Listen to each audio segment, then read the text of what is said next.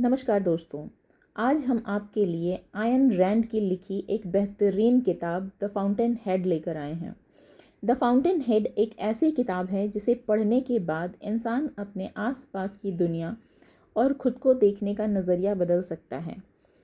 इसे 1943 में अमेरिकी लेखिका आयन रैंड ने लिखा था, लेकिन इसका असर आज भी दुनिया के हर कोने में महसूस किया जा सकता है। यह किताब सिर्फ एक कहानी नहीं है, यह एक सोच है, एक फ़िलॉसफ़ी है, एक रास्ता है जो बताता है कि इंसान को जीना कैसे चाहिए। यह किताब क्रिएटिविटी, आत्मसम्मान, स्वतंत्रता और व्यक्तित्व के बारे में है।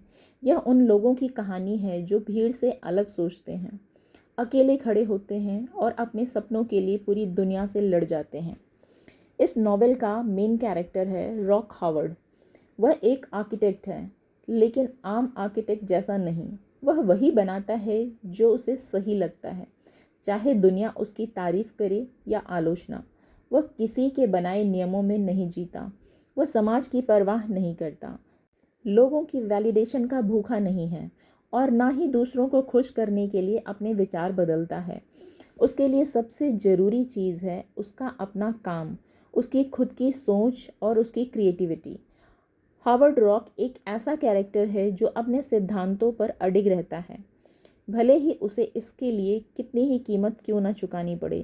लोग उसे पागल समझते हैं, समाज से अलग मानते हैं, लेकिन वह अपने रास्ते पर चलता रहता है, बिना झुके, बिना टूटे।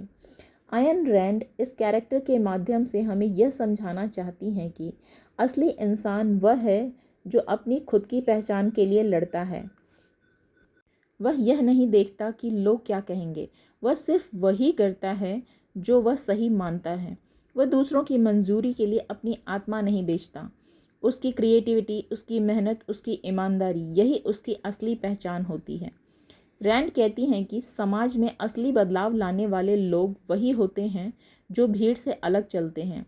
वे खुद पर भरोसा करते हैं और दुनिया को अपने काम से बदल देते हैं। इस किताब में हावर्ड रॉक के सामने कई तरह के लोग आते हैं। कुछ उसे तोड़ने की कोशिश करते हैं, कुछ उसका इस्तेमाल करना चाहते हैं और कुछ उसकी निंदा करते हैं, लेकिन वह सबका सामना डट कर करता है। एक तरफ पीटर कीटिंग जैसा व्यक्तित्व है जो समाज में अपनी इज्जत बनाने के लिए अपनी आत्मा को बार बार बेच देता है। वह दूसरों की तारीफ पाने के लिए सब कुछ करता है, झूठ, चोरी और यहाँ तक कि धोखा भी। वह बाहर से सफल लगता है लेकिन अंदर से खोखला होता है। दूसरी तरफ है डोमिनिक फ्रैंकन, जो रॉक से प्यार करती है लेकिन दुनिया की सच्चाई से डरकर उसे बार बार खुद से दूर कर देती है। वह जानती है कि रॉक जैसा आदमी इस दुनिया में टिक नहीं पाएगा, इसलिए वह उसे खुद नीचे गिराने की कोशिश करती है ताकि वह हार जाए और उसे देखकर उसका दिल ना टूटे। लेकिन रॉक उसे बार बार ये दिखाता है कि सच्ची ताकत बाहरी दुनिया की वैलिडेशन में नहीं बल्कि हमारे अंदर के आत्मसम्मान की होती है। कहानी में एक और इंटरेस्टिंग कैरेक्टर है एल्बर्ट टूही। वह एक प्रसिद्ध क्रिटिक है जो लोगों के विचारों को कंट्रोल करना चाहता है। वह नहीं चाहता कि कोई भी व्यक्ति इंडिपेंडेंटली सोच सके। वह जानता है कि अगर लोग अपने दिमाग का इस्तेमाल करने लगे तो उसकी सत्ता खत्म हो जाएगी। इसलिए वह बार बार रॉक जैसे लोगों को दबाने की कोशिश करता है, लेकिन रॉक उसकी किसी बात में नहीं आता।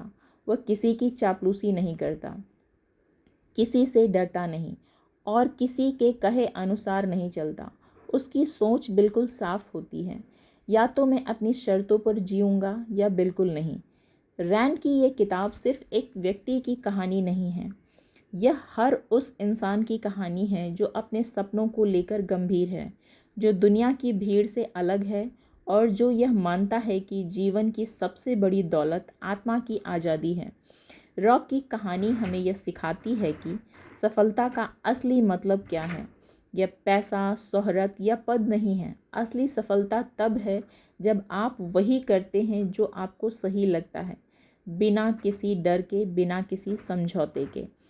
रैंड इस किताब के माध्यम से अपना एक फ़िलॉसफ़ी भी हमारे सामने रखती हैं, जिसे उन्होंने ऑब्जेक्टिविज़म कहा। इस दर्शन का मूल विचार यह है कि इंसान को जीने का हक सिर्फ इसलिए नहीं है क्योंकि वह इंसान है, बल्कि इसलिए है क्योंकि वह सोच सकता है, काम कर सकता है और निर्माण कर सकता है।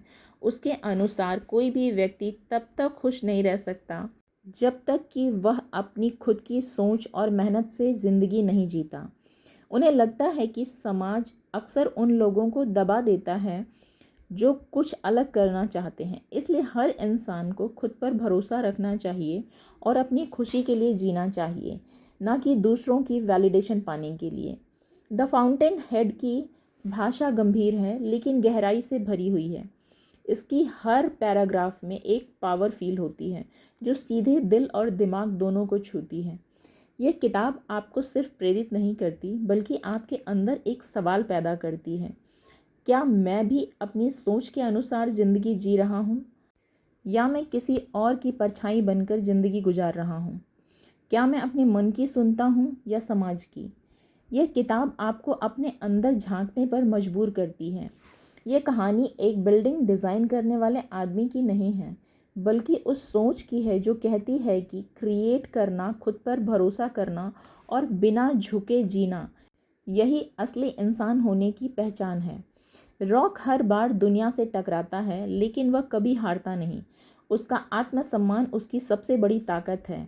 वह कोई सुपर हीरो नहीं है, लेकिन उसके जैसे लोग ही असली हीरो होते हैं, जो बदलाव लाते हैं, जो नई सोच पैदा करते हैं और जो हमें सिखाते हैं कि आत्मा को बेचना सबसे बड़ा अपराध है।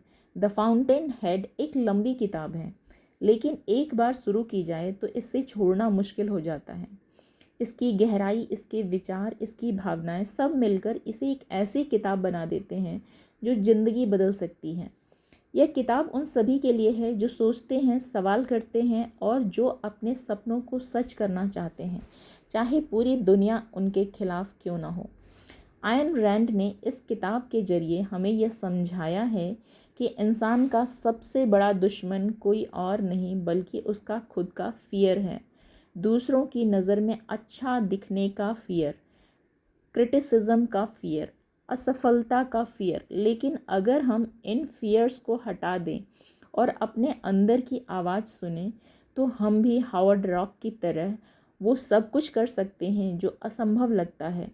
उसकी तरह हम भी अपने जीवन को एक आर्ट बना सकते हैं जिसमें समझौता नहीं है, सिर्फ सच्चाई है। कुल मिलाकर द फाउंटेन हेड सिर्फ एक किताब नहीं बल्कि एक लाइव थॉट प्रोसेस है। यह हर उस व्यक्ति के लिए है जो आज़ादी चाहता है, सोच की, काम की और आत्मा की।